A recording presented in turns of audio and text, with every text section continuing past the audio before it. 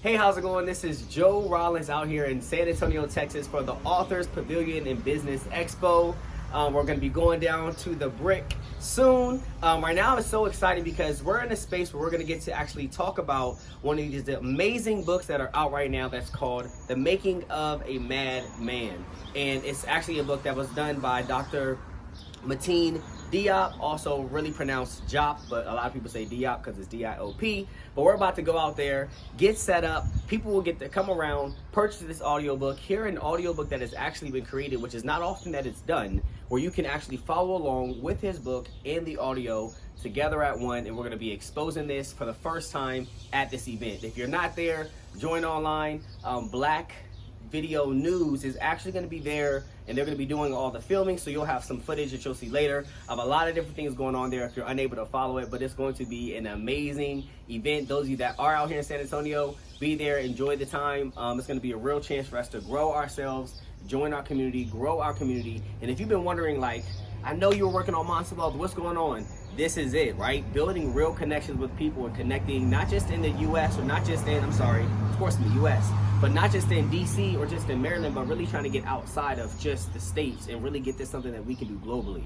So there's people that are going to be out here tonight, of course from D.C., from Seattle, from Florida, from other parts of Texas, from, of course, here in San Antonio, Texas. So we're really trying to find a way to branch out and get as many people involved as possible to grow our community. So be there, join the curb. If you're not with it, go to monsterwealthllc.com. You can follow and find all the information, download the app. It's only available on Apple currently, so get on your Apple device. Go ahead, download it. It's a free app, whether you're a business, whether you're a customer. If you're a customer, you can then go find products you want to buy. Say you're traveling and you're here somewhere and you're just chilling and you're like, man, how can I find this black-owned restaurant or this black-owned mechanic if that's what I need? And all you have to do is open up this app, click a button, and you can find exactly what you're looking for. So this is a way for you to learn how to find businesses, how to actually locate them and contact them. If you're a business, for you to be able to talk about your business and share your products. And we're doing this for once, really as a unit and as a family and growing this community. So if you will be there, it'll be great to see you. If not,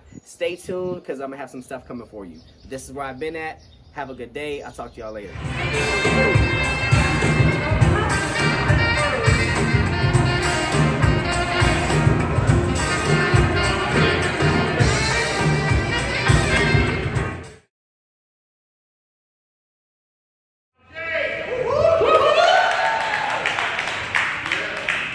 Thank you all for being here this evening. So I wear several hats here in San Antonio. So first and foremost, I am an educator. So I'm an assistant principal at Young Women's Leadership Academy Primary in San Antonio ISD. So I love my job very, very much, empowering black and brown women, or young girls, should I say, going to be women eventually. I also am the District 2 representative for the Mayor's Commission on the Status of Women here in San Antonio. And I'm also the chair-elect for the African American Chamber of Commerce. And as you can see from my shirt, I also have my own consulting business. So I'm super excited to be here this evening. So the motto of our chamber, we actually have two here, but the one that I am the chair-elect for is "We are stronger together." So I'm really excited about being here this evening, experiencing this book reading. And so I see quite a few things that I'm going to be purchasing this evening. So you all sit back, enjoy, eat, and socialize and have a great time. So thank you all.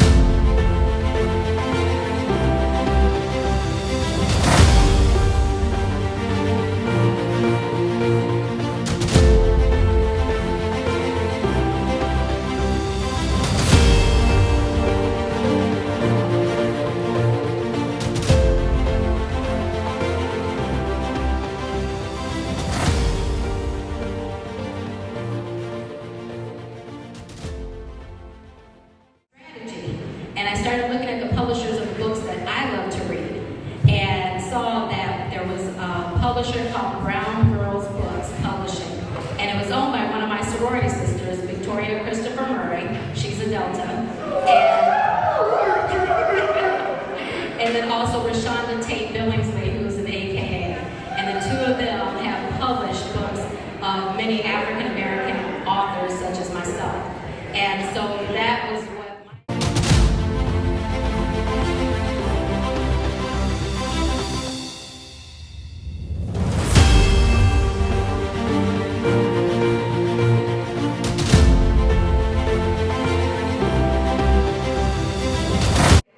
Mama ain't always right.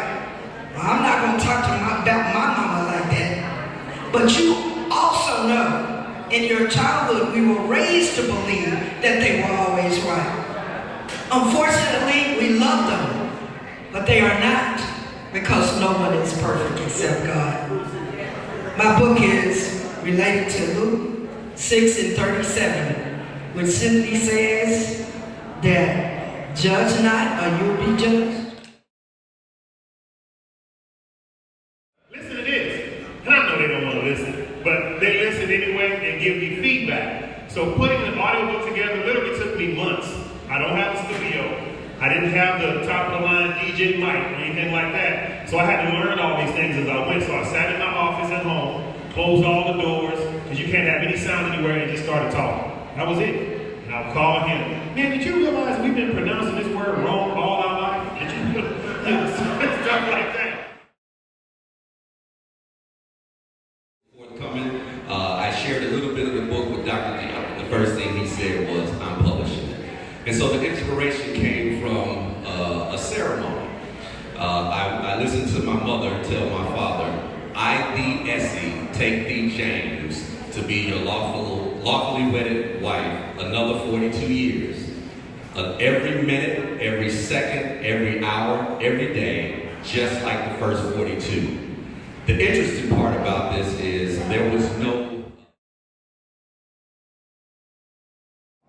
When I heard that, it just resonated with me, and over a period of years, I would jot down things, and finally when I had enough time, which I probably always had the time, when I made the time to start writing, I put it all together, and it became my first published book. All right, so what's the book about? It's about raising my boys. And I like to say my wife had 3 sons. Me.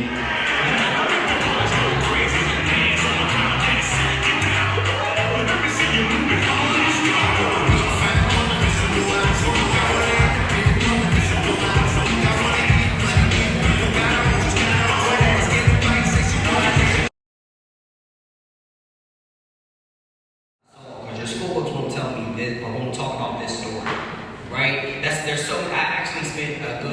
I flew down here again, because like I said, I have a lot of family here. I flew down about 3 years ago to drive almost, 3-4 some hours to Caldwell, Texas, to track back hundreds of years of history that I didn't know with my family, because I understood the value of that. So the fact that you were able to meet people that don't even know, but enough to see a book to want to learn or learn more about that story, that experience, is phenomenal. So I do have another question then. What's one of the biggest challenges you had, not even necessarily with the book, but with the experiences, of course, that you share in the book? What was one of your biggest challenges with this, you choosing this lifestyle, this choice of yours? What was a big challenge you faced? The biggest challenge I faced was actually putting pen to paper, because as I did that, all the memories just rolled up. The good times, the struggles. And I had to pause. There were times I had to pause and reflect. Because back then, when I was marching with my dad, I didn't realize the impact that it had. What he did took a lot of courage. And I'm not sure if I would have had the courage. Can you imagine standing out there on the corner, there are about 5 or 6 other young men, and you're holding this coffee can, and you're asking people to solicit, to give to the Martin Luther King statue. And there were some yeses, there were some no's. One guy spit in my can. Trying to feel like, you see that thing? That's me. It's my daddy book. She walking through the school, a